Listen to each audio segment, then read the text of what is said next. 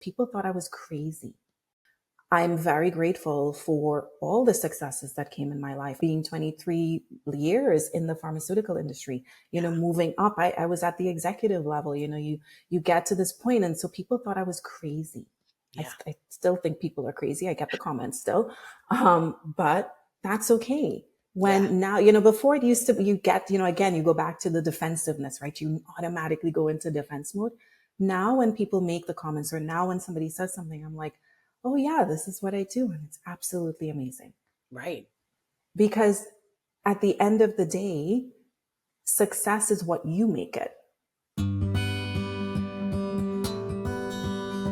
On today's episode of Empowered in Health, I have Dr. Michelle El-Khoury here, and I am so excited to hear all that she has to share about the things that she's passionate about, specifically when it comes to parenting, motherhood, helping guide parents through kind of the parenting transition, the motherhood transition, and really what that looks like from a success standpoint, a wellness standpoint, and so much more. So, Dr. Michelle, thank you so much for being here today.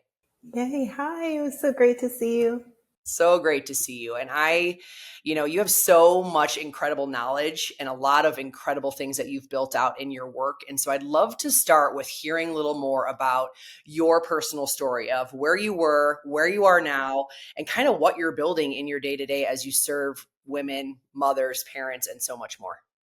Yeah. So, my journey was definitely not the typical. And I like the way that it actually transpired, because if I were to think about me being that, coming out of high school, going into college, you sort of have this set way that you think your life is going to be. Yeah. And that totally is not the same way. I did the typical, we go to college and then, you find the job. And I have always been, from a scientific perspective, my background is science.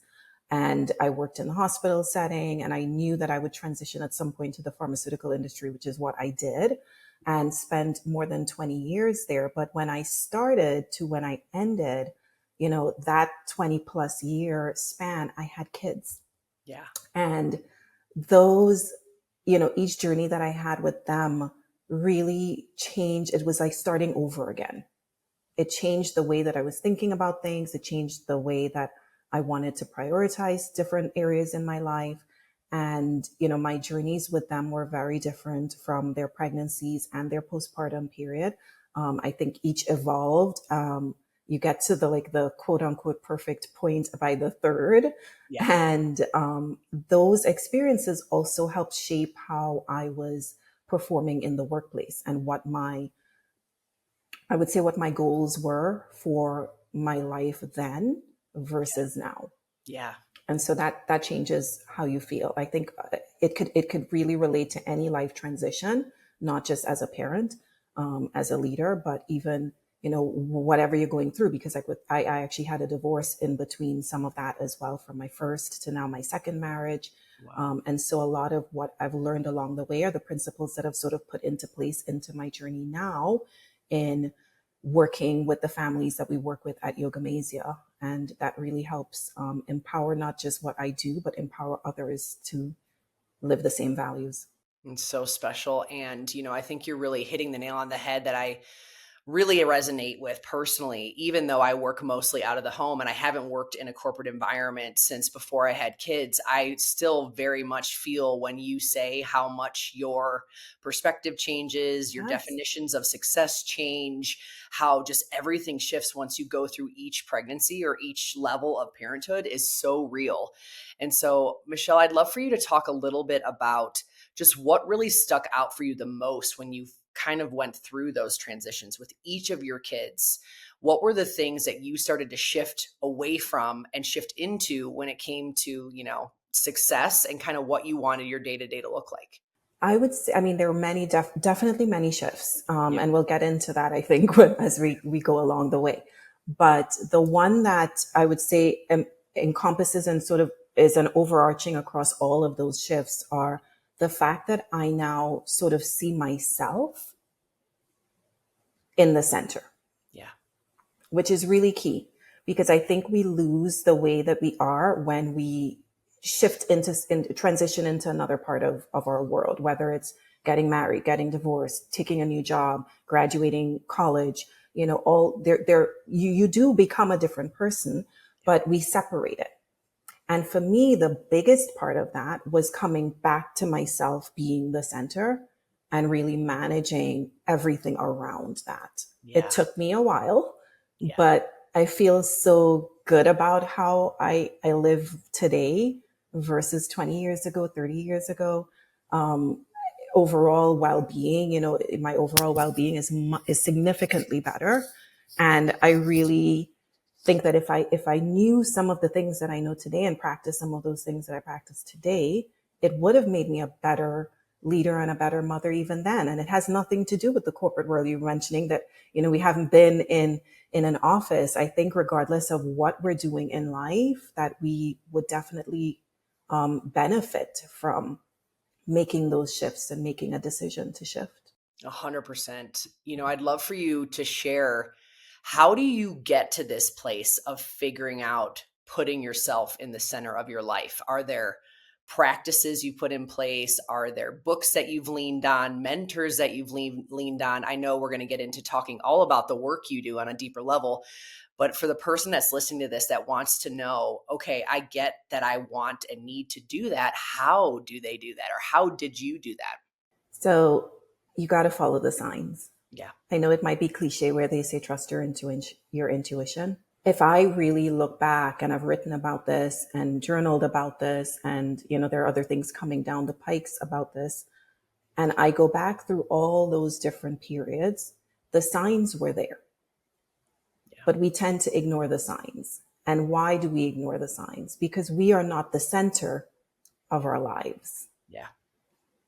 Now, when we become the center, and I'm not saying that in a selfish way, because that's what people might think of when they think of it that way. But when we become the center, then our focus and attention is drawing a different type of energy within ourselves that then can expand to the world around us. Yeah. For me, for example, it was during pregnancy.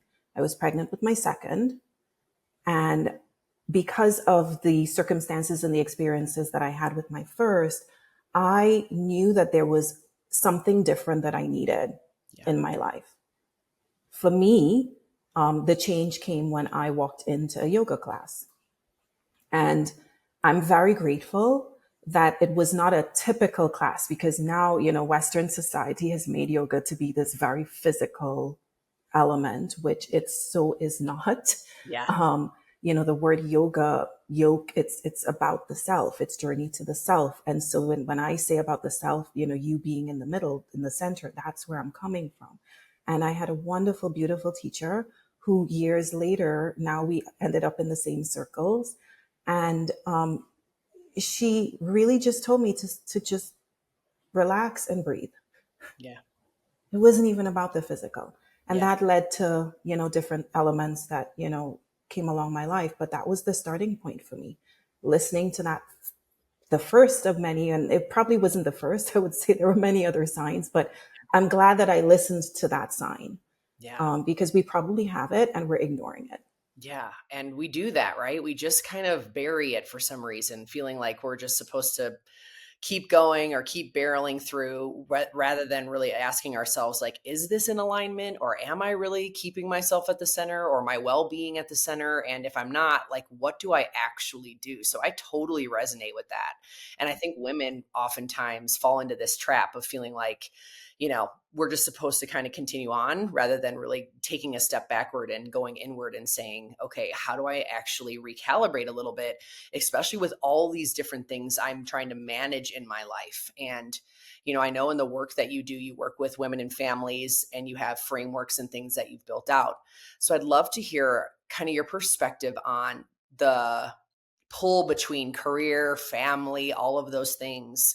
When you're in this place, especially as a mom and especially as a woman, and maybe you're career driven and you're also, going about doing things that you're passionate about, how do you figure out how to essentially balance your time without feeling all the extra emotion and the guilt and the things that we internalize? Because I know that's such a real thing for so many of us. And that's exactly what causes the tension, right? Because when we start to think about, okay, now you start to look inward and you start to make the focus about you, even though it's for the betterment of everyone else, you're going to have, folks who are not going to be happy with that. And Yeah. then you go back to, okay, let me make everyone happy. So there's this tug of war that happens in your mind, in your body. And that's actually what led me to develop the Smart Journey to Parenting framework, because I sort of looked at it across the board. Like, why do I have two sides of myself? Why is there Michelle, the mom, and Michelle, the leader, or Michelle, the parent who's doing all the drop offs, and Michelle, the person who's trying to attend all these meetings, and Michelle, the chauffeur to all the kids' activities, and Michelle also trying to coordinate commuting and traveling and doing all the things in with my job, Yeah. as opposed to they're all one. Right. We shouldn't be separating it. And the Smart Journey to Parenting came from that, because in my corporate life, we would set these annual goals, SMART goals. And most folks, from that path of life would know that and probably can resonate and relate with it. And it was one of the things that I absolutely hated, Yeah. both as an individual, as a people manager, it was just, I have to say, it was not the easiest, nor most comfortable for me. Yeah. Because to be quite honest, if I think back on it, it's because those goals really were not going to be aligning with what I really, it wasn't centered about me anyway. Yeah. Yeah. Yes, I have to meet these goals. However, it was more for some other reason, right? Right. Right. And so when I started to think about that, I'm like, how do we make this so that it's about us in the center? And that's where the Smart Journey to Parenting came from. The S stands for set your vision. Because if you don't have an overall vision, those goals mean nothing at the Yeah. end of the day. And that vision has to encompass not just, it's a vision for you as a person. And you as a person could be 10 different things. It's you, the mom, you, the captain of the cheerleading team, or the mom club, or you're the director of project management. You're so many things, and Yeah. it's all one. And when you do that, then you're able to move to the M, mindfully prepare. How do we allow presence to be at the center of yourself? Yeah. So good. Because we don't take the time to really think about the energy that we're bringing around us. It's just go, go, go. And that makes a huge difference, not Huge. just for you as a person, but even the people around you and the people that you attract around you. Yeah, that's so good, Michelle, and something that I know is going to resonate with everyone listening to this, because it's so easy to not take those steps or to not really cast our vision. And so one of the things I'd love for you to share a little bit more is about this concept of learning how to set your vision before the world tells you what you need to balance or what you should be doing or what you should be accomplishing. I know this is a huge part of your heart and what you teach. And so how do you help the women that you serve, the parents and the community that you serve with actually casting their vision and doing so in a way that really speaks to them and is aligned for them rather than what they feel like they need to do because the world tells them to? Yes. In each of those, I would say, I would call them, points, the acronym in the SMART. Each of those, they're the different shifts. It's the shifts that happened for me when I was saying there's so many shifts. Yeah. And one of the shifts under that S vision, the setting your vision, was reclaiming your desire. Yeah. It's the first shift that I made in my life, and that's coming back to what you said about not allowing the world to tell us what to do, because that word balance really doesn't exist in a world where society is not equal in all the concepts of our life, right? And so how do you do that? And I think it also starts from us coming back to, what do we want? What is that desire? How do you want to feel at the end of the day? And you can't feel that if you're always in a constant pull and push, relationship with your life. Right. So forget people for a minute. Now we're just sort of centered on, okay, I have this job, I have these kids, or I have, I'm taking care of my parents, or I'm taking care of my grandparents, whatever role that you're playing in. there's a big difference in what you want to feel and how you're going to match that up. And you Right. want to say, if I take the example of a pregnant, I deal with pregnant families or work with pregnant families and postpartum families. And a lot of people are always centered on, okay, this is great. I'm going to have a baby. And I'm like, how do you want to feel? Well, I just want to be happy. I want a happy, healthy baby. Okay, that's great. But how are you going to get there? Yeah. Yeah. And we start with what that emotion is. And then we drill down. That's where the vision comes out. Like, oh, I guess we could feel this way. Yeah. It's okay. And to be able to cast that vision, you have to look ahead. Yeah. So you have to see the future version of yourself in that particular state. So that's long after baby is born, Yeah. right? That's years from today, from you being pregnant. And it's no different from how you would think strategically if you were, I was in the pharmaceutical industry. So that's a great example that I'm going to use because we used to have to deal with drug launches. Yeah. And some of these launches, working in R&D in research and development, we're doing these studies that don't have results for a number of years. And that drug launch is a number of years out. You may not even be working at the company anymore, Right. but there is that vision that you're setting, like this drug is going to get into the hands of these patients. They're going to help them. And then you work your way back. Why Right. can't we do that in our regular daily personal Yeah. lives? I think it's honestly just fear, maybe, or just like uncertainty, or I don't know. Like, that's such a good question to kind And of we also unpack. think that Why? it's being selfish. Yeah, selfish. Or we just feel like maybe we can't give ourselves permission to actually Yes. dream in that way or think in that way. Yes. So, will you dive in a little bit more to maybe roadblocks or things that you have seen come up with the clients and the people that you work with when it comes to casting a vision? Because I know I feel some, but I'd love to hear from you. It is going back to what you believe, the Yeah. belief that you have in yourself. I do a lot of hypnobirthing techniques with my families, and it can be transcended into any form. It's not specific to birth. It comes back to your belief patterns and what you think. We obviously are all shaped. If you think about, I'll use the iceberg theory as an example, where you have, the smallest part of the iceberg is above the water. But the biggest part, if you think of the Titanic and the disaster that happened there, unfortunately, it's the bigger part of the iceberg beneath the surface that we don't see. And Right. that is what is really shaping how we feel and how we think. And how do we change that? Because we are programmed in a certain way, right? Because society has driven all of these things into us. Well, you're the head of this department. You can't, not do this. You have to be at this meeting, or we get into this trap of, okay, well, I can't do something because this person is relying on me, or I can't take the kids to school because I got to be at the office for X amount. But why? Why can we not, just say, okay, well, can we just do this meeting on Zoom while I'm having breakfast with my kids?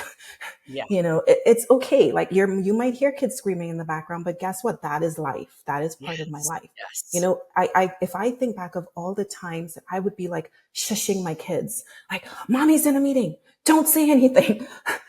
Why did I ever sit there and think, well, let's just have this really quiet room so that I can do this one conversation? That other person was a parent too. They Yeah. must know that I would be going, like when you think back to some of it, we have this defensive mode, Yeah. and we're always trying to make sure everybody else is fine. Yes. But we don't think about, oh, what about me? Right. Like, I'm sure if I really thought about that, I would be so much less stressed if I just Yeah. let the kids go ahead and do whatever they had to do and say whatever they had to say. Yeah. We'll make the presentation and everything was fine. And in the end, really, everything still was fine. But we're always going through the worst case scenario of something based Yeah. on those belief patterns. And so how do we, change? There's so much research now coming out, and that has been out. If you start from the ancient traditions of yoga all the way to now, to neuropsychology and neural patterns, it absolutely, is confirmed that we can change our brain patterns now. We Yeah. can rewire the way that we think. So all of what we learned in the past and what we were taught to believe and what we were raised to believe, we can change that. But it takes us. We have to step up and say, you know what? I have to do this for myself Yeah. and then go from there. And know that it's not from a place of being selfish. It's a place of growth. It's not a place of, I can't do something, but me stepping into this new version of me is going to be better for my kids, my job, my parenting, etc. So important, and such an important reminder to really think about, because it's just something that we forget so easily. I'd love for you to expand a little bit more on the smart journey to parenting. I know you talked a little bit about the first two components, but let's talk a little bit more, because we're talking a lot about, casting your vision, giving yourself permission, challenging your beliefs, thinking about how you maybe want to redefine success and show up for your family, for your life, for your career. And I know a lot of what you do in your work is really coaching parenting through this process. So I'd love for you to go a little bit deeper on what the full smart journey is. We'll get back to our conversation shortly after this message. If you are an overwhelmed and completely confused mom who just wants a simplified, easy to follow, and understandable plan when it comes to their health and wellness journey, then you're in the right place. As a wellness coach, I focus most on empowering women to follow a highly personalized and bio-individual plan that actually gets you results and that feels sustainable for your longevity. I'd love to invite you to set up a free coaching call to talk about your health and wellness journey. Head to erinshreer.com/coaching to set up your call today. Again, that URL is erinshreer.com/coaching to set up your call. And to make it even easier, head to the show notes of this podcast and click free coaching session to set up your call ASAP. Now let's dive back into the conversation. So, it's very holistic in the sense, like I mentioned, the S is set your vision, really sitting down and thinking about how do you redefine success? How do you reclaim those desires? And it takes a lot of mapping out your values. Yeah. Who is this person that you want to be? And who is the person that you want these kids or your team or your family members, to your friends to be?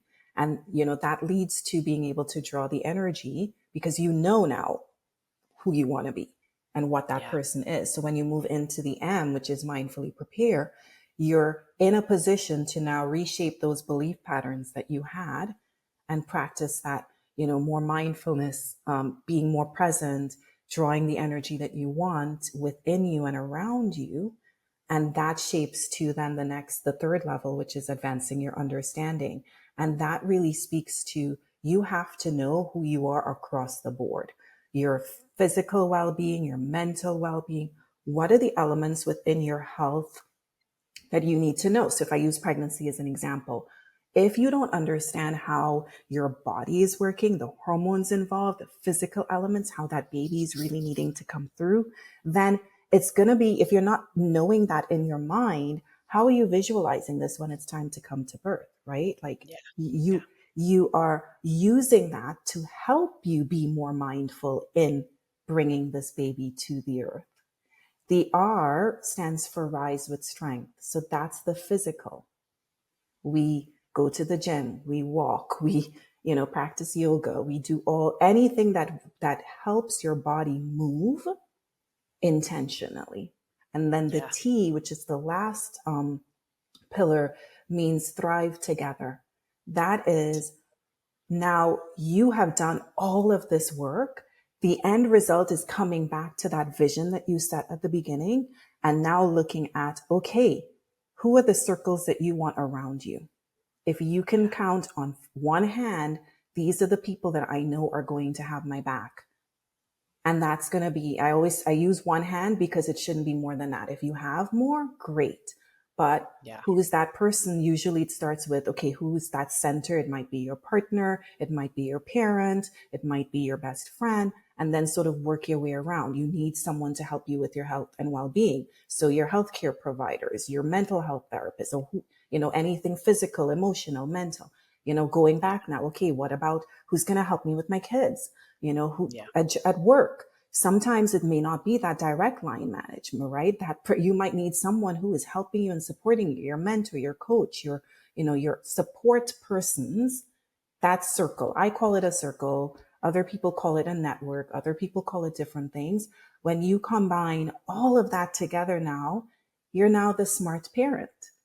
So good. And I love that.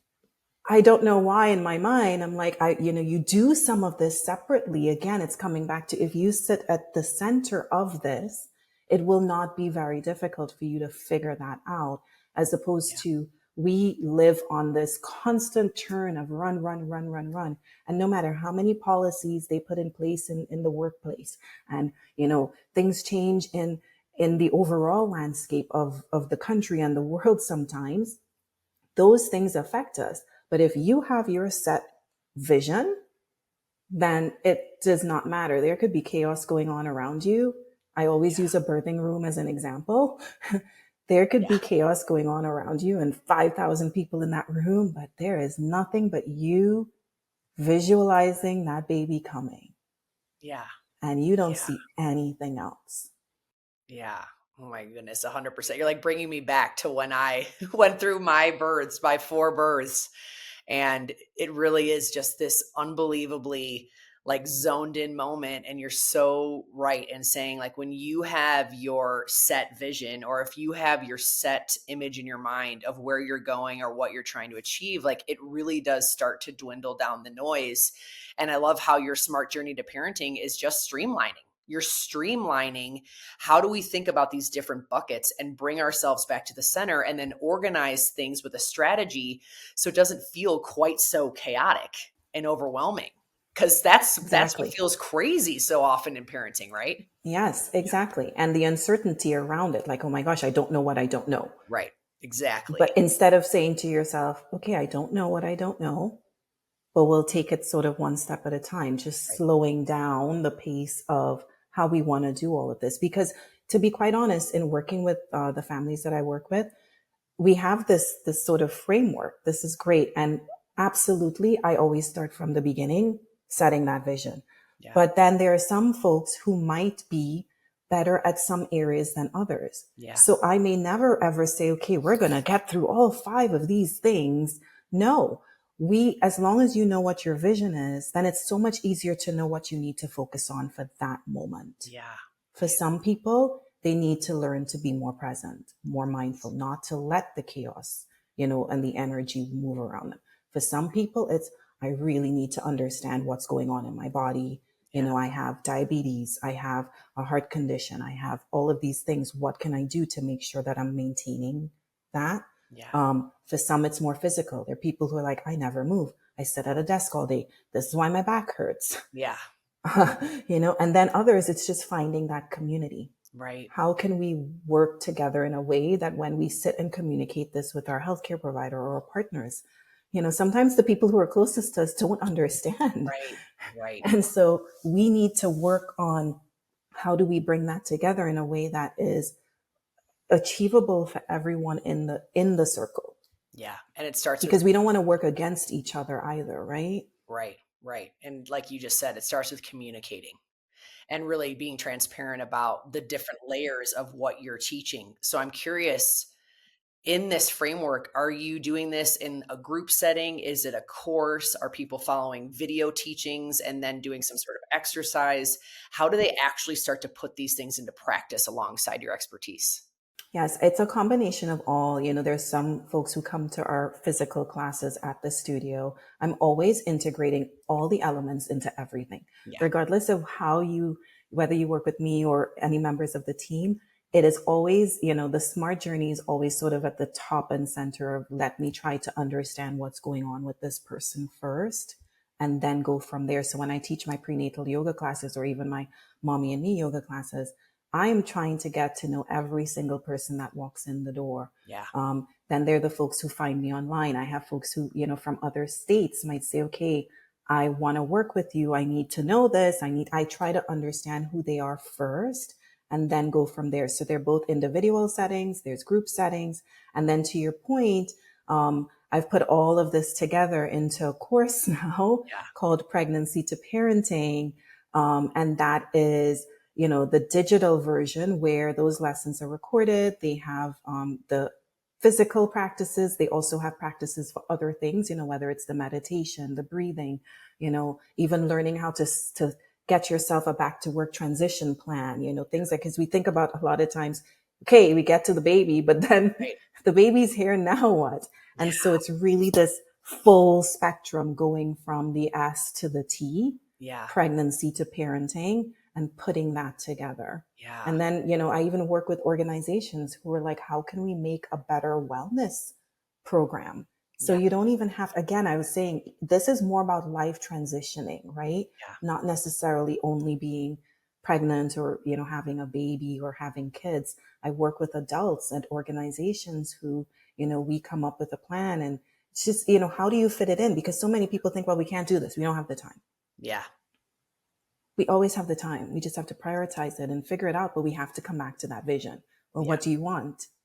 Yes, 100%. And I can totally relate to that as I think and unpack about my journey as a mom, as an entrepreneur, and continuing to figure out, coming back to this place of what do I really want my day to day to look like, 5 years to look like, 10 years to look like, etc. And it really does take this intentionality and giving yourself permission to kind of go down that road of really crafting that vision and really crafting where it is that you want to go, and why you want it and why you're desiring it, and letting yourself kind of be free to kind of dream up what that could look like, and that it doesn't have to be into this box that so many of us have been programmed to believe is the only way to parent or to success or whatever Yes, it is, right? Like fill in the blank.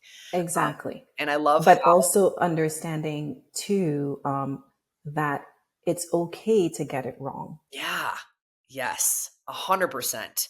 The other thing that I'm loving about what you teach, Michelle, is how it's transferable skills. Like you said, obviously this is focused a lot on supporting mothers and families and the transition from baby to parenthood to, weaving this into your working world, etc. But all of these skills, like you said, are applicable to any kind of life transition. And how do you really start to get deep rooted in these practices to make sure that you're building and going where you want to go and crafting what really feels in alignment to you? And I love that you're really speaking to that, because these skills are just imperative to have for so many reasons in our life. Yes, in our studio, we also, we focus on maternal and children's wellness. Yeah. So we also have classes for kids So and teaching them these skills just in a different way, yeah. right? Because they are sponges when it comes to being able to, learn and grow. And I want to make sure that, my kids, your kids, we don't want them to have the same experiences that we had. Yeah. And yes, we can't change other people, but we can certainly change ourselves and do the best that we can to instill these practices of peace and kindness and compassion and presence to them, so that they can then become better leaders in their world, because we are leaving this world to them. And so Yeah. that's the best gift, I would say, in doing the work that I do. I love when I see the children grow from, starting in a class that was maybe a younger age group, moving up. I see moms who were pregnant before, and then they come back with their baby, and then they are toddlers, and they get their own connections because they form their friendships. And those parents now go off and make their own community. It's so It's not about trying to keep everything in one, it's about growing and moving on and transitioning, so that you now have these practices that you can share with others. And yeah. those kids are doing the same thing by now taking those skills that are transferable into leadership skills, really, Yeah. the values that they're being taught, to then now embody that in their classroom, in their settings with their other activities that they're doing, sports, et cetera, et cetera. And now moving on to college. I had one for the first time since I've started this business, had, our two students, my daughter is one, and then one of the other students who moved on to college last year. And that was, so she was with us for 3 years, so seeing that transition and her coming and saying, I found a yoga studio that I'm going to go to. And, so it's not even like about the yoga, really. It's about the life value and being able to empower and embody what you want in yourself. Yes. 100%. Coming back to yourself as the center. Yes. It's just imperative, right? And so often we miss it because life is so We do. fast. Yes. Michelle, talk a little bit about your studio. I know we've talked obviously about the Smart Journey, but I want to talk a little bit about Yogamazia overall and the studio and all these amazing classes and things that you actually teach in real life, which I would love to be a part of at some point in Yes. time if I ever make it your way. Oh my But goodness, please share a definitely. little more about that and kind of what that looks like too. So, Yogamazia was formed off of, like I said earlier, my own um, life journey. And as I was sort of going through, you sort of set this vision for, this is what I want to do with my life. This is how I want to help people. This is what I want for my kids. Yeah. They were a big part of that. Now, did I know it would turn into a studio one day? No, that was not necessarily, like I said, I don't think a lot of us sit down and come out of college and say, okay, I'm going to be this person now. And then, you know, and, as we were sort of moving along, I sat with my kids and really started to ask, especially my older one, who's going to be 21 this year, my Wow. first. It is amazing how time flies. Yeah. And she was so integral because she was a teen at that point, which is a crucial point in life, right? From Yeah. all sorts of factors and perspectives. And we started thinking about, okay, going back to that setting the vision. We were, I said to her, if you had a place that you could go to and, feel the way that you wanted to feel, what would that look like? And we started talking about, what those values would be, Yeah. mapping those values. And we ended up with, eventually what we realized when we put all of them together, the acronym was GRACE. Yeah. She was like, Mom, I want to feel connected. I want to feel loved. I want to feel like somebody actually feels like they respect me, et cetera, et cetera. And so the values ended up being gratitude, respect, authenticity, community, and equity. Yeah. And that's all, those are all things, aspects of life that we sometimes miss out on because we don't feel like we're included sometimes. We Yeah. don't feel like, everybody gets a different level of treatment in certain places. And she was seeing that at her age in her own life. Yeah. And working together with that, I started thinking about, okay, what could this place look like? And so when we opened, I knew that I wanted it to be different. It was focused on helping families who were pregnant, who just had a baby, and their children. Yeah. And so eventually that's parents, right? Whether you're planning to be a parent, whether you're already a parent, or you're now starting the journey.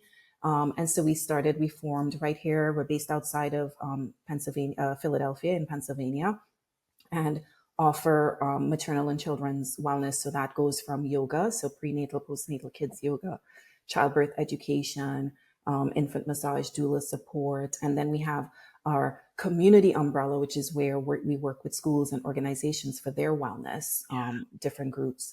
And because we're in a really nice location in Pennsylvania too, we're close enough to cover New Jersey. We're Yeah. close enough to Delaware. And then, life would have it that folks, find out about us. So I've had, folks from, just further down or further up, either New York, DC. I Yeah. had a couple in Texas one time.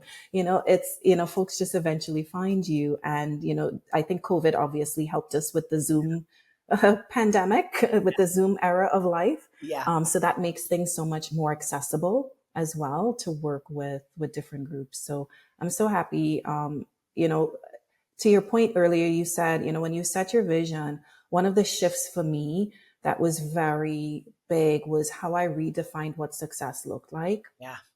I think everybody has a different definition of what that looks like. And I'm very grateful for all the successes that came in my life. I had a 20 plus 20, I think it ended up being 23 years in the pharmaceutical industry, Wow. and that's not counting my time in like the hospital setting, et cetera. I'm a pharmacist by training, and my public health career and all of my publications and, Yeah. moving up. I was at the executive level, you get to this point. And so people thought I was crazy. Yeah. I still think people are crazy. I get the comments still.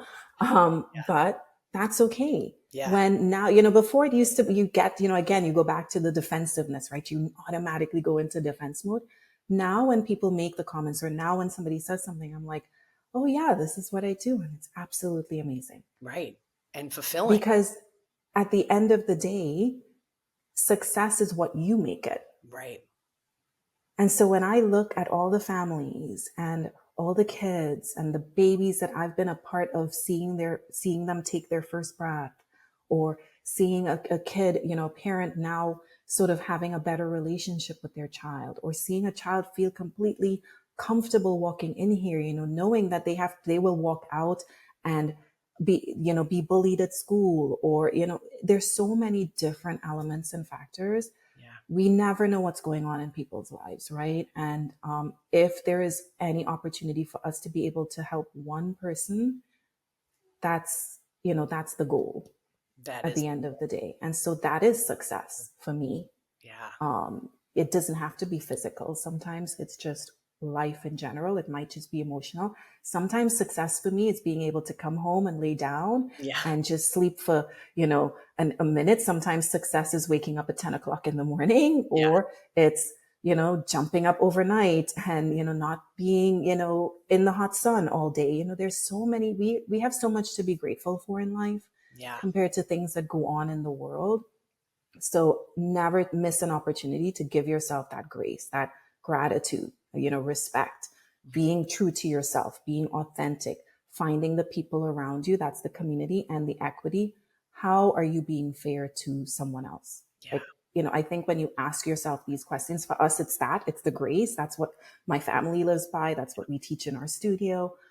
How do you give yourself grace every day as you go? And it could be fill in the blank with, replace grace with whatever you want to fill it Yeah. in.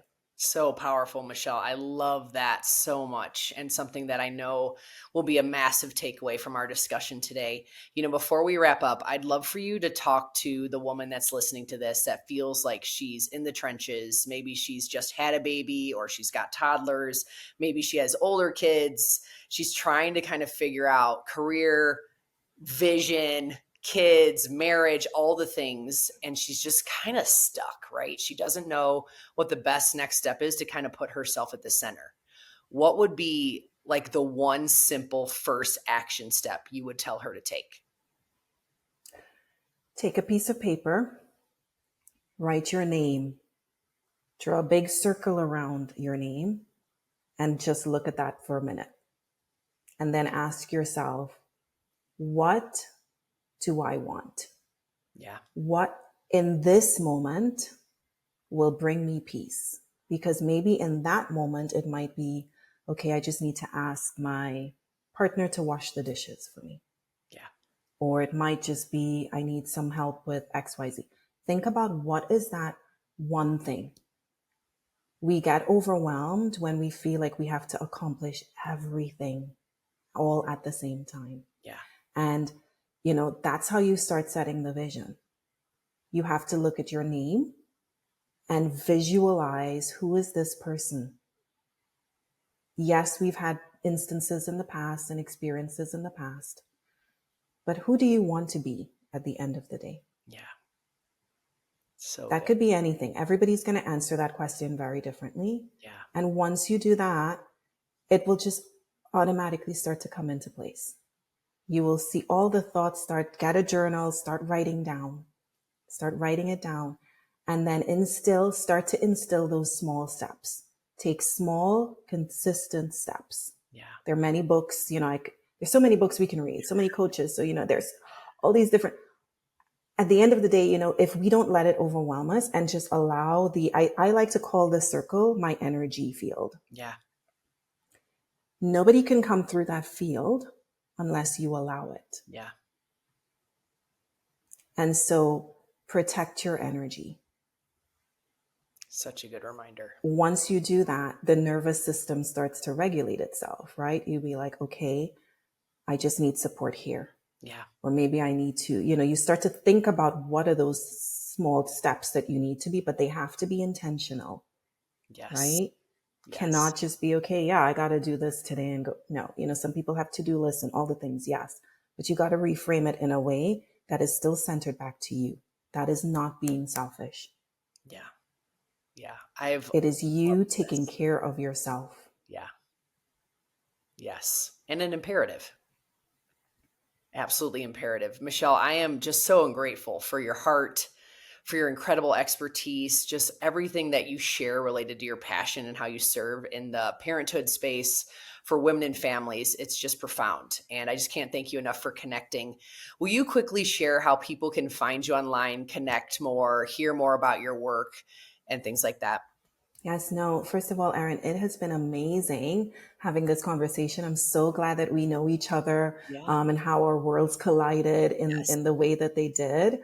And for anyone listening out there, I hope that, even one part of this conversation resonated, and know that you can always start with yourself, remembering that your presence is the practice in your life. If Yeah. you invest the time to instill that peace within yourself, you'll see how all of the other things will sort of just fall into place around that. And it doesn't mean that it has to be perfect. Right. But you can find out more about me at smartparentingwithmichelle.com, or if you're in the local area, yogamazia.com. We'd love to welcome you to our beautiful sanctuary. And with all of what I just said earlier, at the end of the day, I hope that you all find presence and stillness and peace in your lives. Thank you so much, Erin. Michelle, thank you so much. We'll make sure everything is linked in the show notes if you want to connect more with Dr. Michelle. And I cannot thank you enough for being here today. Take care. Thank you. Thank you so much for tuning in to today's episode. I know balancing time and energy can be a challenge, and I'm so proud of you for listening in and investing in your wellness journey. I feel incredibly grateful to connect with you and for the opportunity to share more knowledge, stories, and encouragement related to all things wellness. I would love to hear how this podcast has served you. If you enjoyed today's episode, please subscribe and leave a review on either iTunes or Spotify. Your support truly means the world to me and helps me reach more women just like you and me who are looking to transform their health from the inside out. Plus, when you share this episode with a friend, we invite more women in to learn alongside us. What a gift. Remember, knowledge is power, and the more we know, the better we can do. For ourselves, for our families, and our future. Well done on taking the step towards a healthier, happier you. Until next week, stay empowered and stay well.